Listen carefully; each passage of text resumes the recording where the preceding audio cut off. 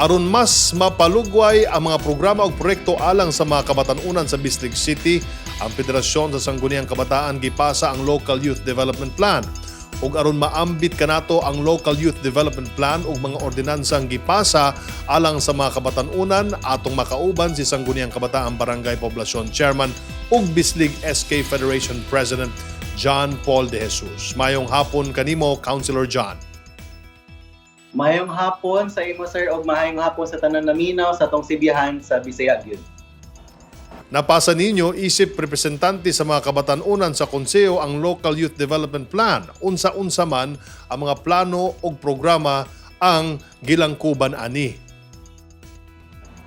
So sa atong bag-o nga ordinansa nga napasar sir, kining Local Youth Development Council no is mga nagkadaidayang mga programa nga na buhat na mo tungod sa among nakit-an nga mga youth development concerns nga aniya sa among syudad, sama sa health, sa education o sa nakalain-lain pa nga center of participation for youth development.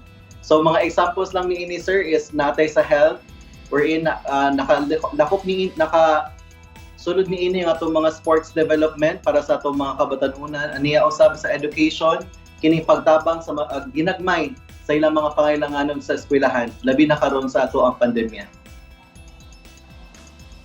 Karon sa panahon sa pandemya, giunsa sad ninyo pagtabang sa lokal na kagamhanan sa pagresponde sa COVID-19 isip Sangguniang Kabataan?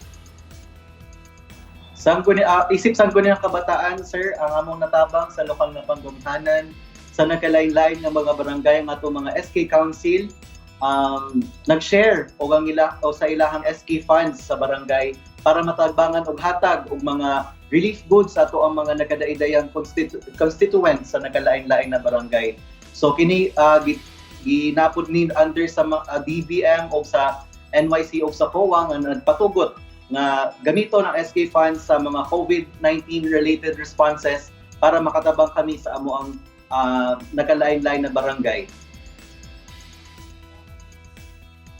Karon nga balik na sa pag-eskwela, unsa-unsa man sad ang inyong programa nga nakatabang sa mga estudyante sa Bislig City?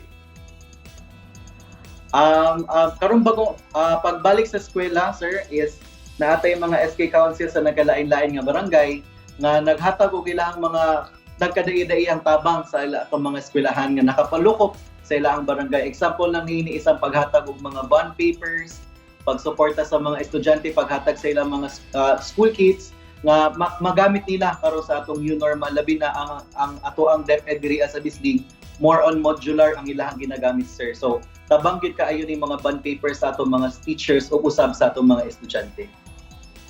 Councilor John, unsa ang inyong mensahe para sa mga kabatanunan sa Bislig City? Ang mensahe lang nako sa mga kabatanunan karon sa Bislig City nga unta hinay-hinay na natong madawat ang ato ang new normal karon na panahon na dili na nato siya mabalik sa una nga atong nati. So kailangan gihapon nato na padayunon ang ato ang mga pangandoy sa ato ang kinabuhi kay tungod dapat dili kini mahimong babag ang atong pandemya karon nga makababag sa inyong kagustuhon nga inyong matabangan ng inyong pamilya ug usab matabangan nato ang atong syudad sa sunod pa ng mga katuigan. Daghang salamat, Sangguniang Kabataan Federation President John Paul De Jesus. Mabuhay ka. Salamat po sir sa inyong network.